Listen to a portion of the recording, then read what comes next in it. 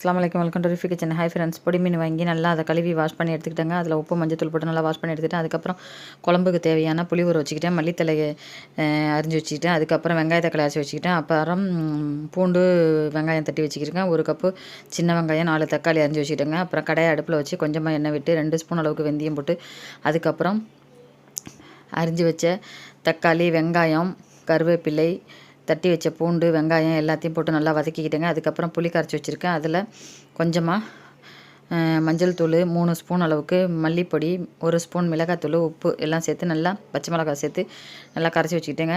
இதை நல்லா வதக்கி விட்டு குழம்ப தாளித்து விட்டுட்டேன். அதில் 1 கப்பு தேங்காய் பழம் ஊற்றிட்டேன். அதுக்கப்புறம் கட் பண்ணி வச்ச மல்லித்தலையும் போட்டுட்டேன். ஒரு மாங்காய் சீவி வச்சேன், அதையும் சேர்த்தாச்சு.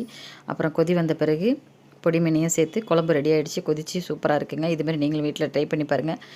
இந்த வீடியோ உங்கள் எல்லாருக்கும் பிடிச்சிருக்குன்னு நினைக்கிறேன். இதுமாரி ட்ரை பண்ணி பார்த்துட்டு எப்படி இருக்குன்னு கமெண்ட்டில் சொல்லுங்கள். தேங்க்யூ ஃபார் வாட்சிங்.